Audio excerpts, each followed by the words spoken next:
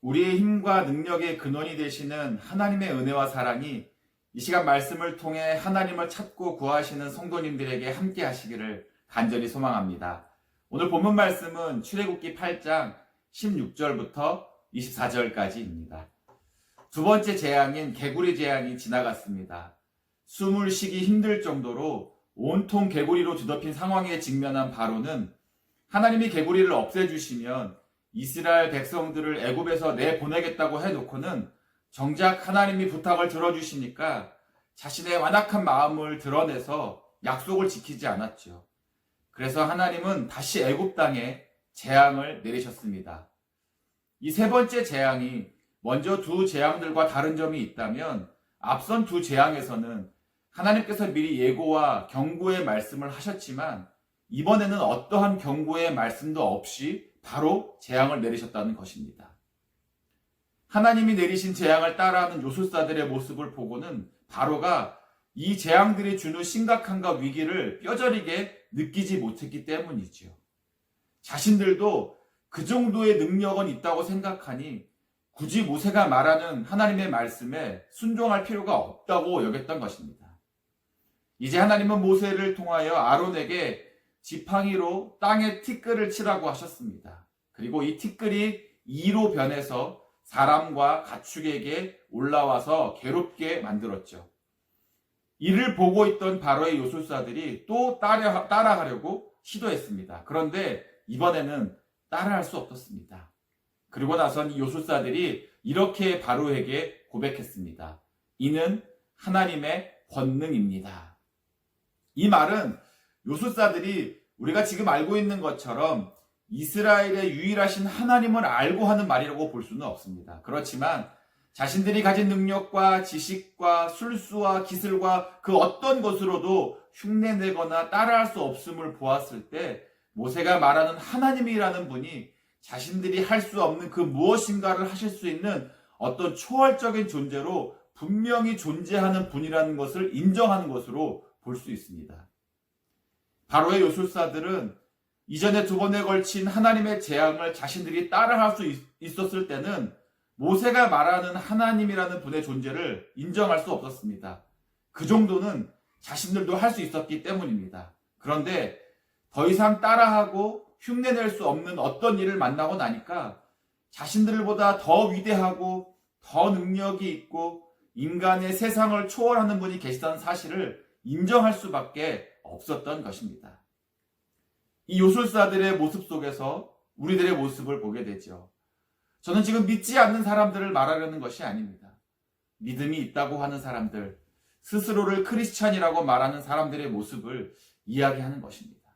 사실 우리들도 우리의 지식과 능력으로 뭔가를 할 수 있다고 생각할 때는 하나님을 찾거나 구하지 않습니다. 아니 어쩌면 하나님이라는 존재 자체를 잃어버리고 살 때도 너무나 많지 않나라는 생각이 듭니다. 일상의 삶 속에서 우리는 웬만하면 대부분의 일들을 하나님께 능력이나 지혜를 구하지 않고도 하루하루를 살아갈 때가 너무나 많습니다. 우리가 할 수 있다라고 생각하기 때문이죠. 그러나 우리가 할 수 있다라는 그 능력, 그 지혜마저도 사실은 우리의 것이 아닌 하나님으로부터 온 것임을 우리는 늘 기억해야 합니다. 그리고 또한 우리 각자에게 주어진 그 능력과 지혜도 하나님께서 그 능력과 지혜를 잘 작동하게 하셨기 때문에 일상의 일들을 우리가 잘 해 나아갈 수 있다는 것도 잊어서는 안 됩니다. 우리에게 있는 모든 것들은 하나님으로부터 말미암지 않는 것이 없습니다. 신명기 8장을 보면 모세가 40년 광야 생활을 마치고 가나안을 목전에 두고 있는 이스라엘 백성들에게 하나님을 늘 기억하며 살아야 할 것을 부탁하면서 16절부터 18절에 이렇게 말을 했습니다. 내 조상들도 알지 못하던 만나를 광야에서 내게 먹이셨나니 이는 다 너를 낮추시며 너를 시험하사 마침내 내게 복을 주려 하심이었느니라. 그러나 내가 마음에 이르기를 내 능력과 내 손의 힘으로 내가 이 재물을 얻었다 말할 것이라. 내 하나님 여호와를 기억하라. 그가 내게 재물 얻을 능력을 주셨음이라. 하나님이 만나와 메추라기로 이스라엘 백성을 40년이라는 긴 시간 동안 먹이셨는데 이 시간이 지나고 이스라엘 백성들이 뭐라고 할 것이라고 모세가 말하냐면 이스라엘 백성들이 내 능력으로 내 손의 힘으로 얻었다라고 말할 것이라고 하는 것입니다.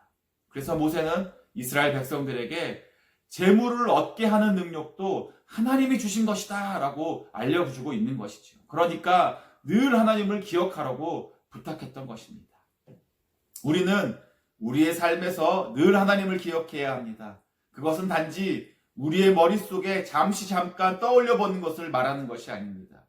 우리의 삶 전체에 하나님의 손길이 미치지 않은 것이 없고 지금 내가 누리는 것 또한 하나님의 허락하심과 은혜가 아니고서는 되어진 것이 없음을 인정하면서 매일매일의 삶 속에서 하나님의 역사하심을 구하는 것, 바로 이것이 하나님을 기억하는 것입니다. 그러므로 우리는 하루를 시작하면서 여러 가지 일들에 놓였을 때 그것이 내가 할 만한 것이든지 아니면 내가 감당할 수 없는 것이든지 하나님의 뜻대로 하나님이 우리에게 필요한 능력을 주시고 길을 열어주시기 위해 늘 말씀을 붙잡고 기도하면서 하나님의 권능, 하나님의 능력을 의지해야 합니다. 그러한 우리 모두가 되시기를 주님의 이름으로 축원합니다. 이제 세 번째 이 재앙이 내렸음에도 불구하고 바로가 마음이 완악하여 불순종함으로 말미암아 하나님은 또 다른 재앙을 내리시기로 하셨습니다. 파리떼를 보내서 애굽 땅과 그 백성들을 치시는 것입니다. 그런데 이 네 번째 재앙에서 이전의 재앙과 다른 모습이 또 하나 등장합니다. 바로 이스라엘 백성들이 거주하는 고센 땅에는 파리가 없을 것이라는 겁니다. 그리고 23절에 이렇게 하나님께서 말씀하시죠. 내가 내 백성과 이스라엘 백성과 내 백성, 애굽 백성 사이를 구별할 것이라는 겁니다.